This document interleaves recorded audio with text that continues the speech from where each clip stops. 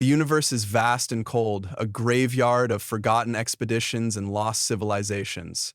Some journeys were never meant to be taken, some signals were never meant to be answered. For nearly 1,000 years, the ship Echo 7 had been a ghost in the void, presumed lost after a failed deep space mission. No wreckage had ever been found, no distress call, no survivors. Then, one day, a signal arrived. It wasn't a standard distress beacon, nor a repeating emergency code.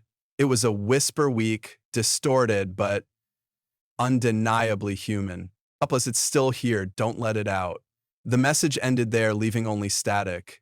The Galactic Exploration Division, always eager to recover lost technology, dispatched a rescue team. The 5-person crew of the Valkyrie was sent to investigate. Their orders were simple: retrieve any data, search for signs of life, and if possible, bring Echo 7 home. They never returned. The Valkyrie dropped out of hyperspace, emerging into the darkness of an uncharted sector. Ahead, floating lifelessly, was the Echo 7, a massive research vessel, its hull scarred and covered in cosmic debris. Captain Elias Reyes stood at the ship's main viewport, staring at the derelict craft. His crew, a group of seasoned explorers, sat behind him, silent. "This place gives me a bad feeling," muttered Dr. Lillian Kane, the team's scientist.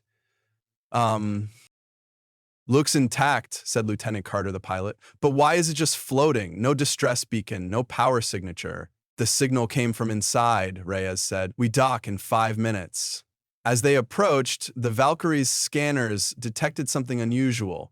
The ship had power, just barely, the life support was offline, and most systems were dead. But something was keeping a faint signal active. Something inside the ship was still awake. The airlock hissed as the team entered Echo 7-1. The interior was cold, deathly silent. Emergency lights flickered weakly, casting long shadows along the walls. Dust floated in the zero-gravity environment, undisturbed for centuries. Kane activated her scanner. No signs of life, at least nothing human. They moved forward carefully, their boots clanking against the metal floor. The ship's hallways stretched into darkness, the silence pressing in around them.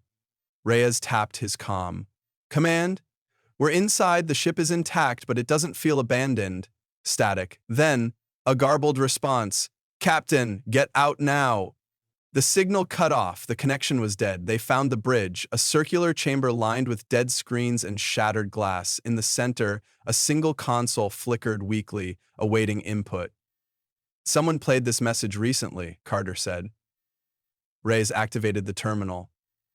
The screen glitched, then a hologram flickered to life. A man, disheveled, his eyes hollow. His voice was weak, desperate. "If you're hearing this, turn back. We answered the call. We shouldn't have. It's not a distress signal. It's not a person. It's bait. We made contact. We opened the door. And now, it won't let us leave." The recording ended abruptly. The team stood in silence. Then, a distant metallic clang echoed through the halls. Something else was here. The team moved cautiously, following a trail of old, dried blood smeared along the walls. It led to a chamber deeper within the ship. The air grew colder, the lights flickered erratically, and then they saw it. A containment chamber, shattered from the inside. Thick, reinforced glass lay in shards across the floor. The control panel next to it was covered in scratches, desperate, frantic marks left by human hands. A single word was scrawled into the metal, etched by something sharp. "Run." A shadow moved at the edge of the room. Kane gasped. "Did you see?" Then the lights went out. Panic. Flashlights flickered to life, cutting through the darkness. Shadows twisted unnaturally. A deep, guttural whisper echoed through the chamber, a sound that didn't belong in this world. Something lunged. Screams filled the comms. Gunfire flashed in the darkness. A blur of movement, a shape shifting through the shadows. One by one, the screams were cut off. Back at the space station, the operator at the control room watched in horror as the Valkyrie's transmission feed cut in and out. Static filled the screens, mixed with distant voices, distorted and wrong. Then, a final message came through. "Do not send anyone else. Shut it down. Bury it." The signal isn't coming from the ship, it's coming from static. The signal was gone. For a long time, the operator sat frozen, staring at the silent screen.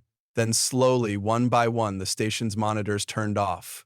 And somewhere, deep in space, the signal continued, waiting, listening, calling out.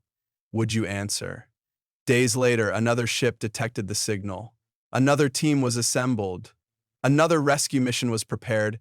They never learned. And Echo 7 still drifted in the void, its beacon pulsing, waiting for the next ones to come.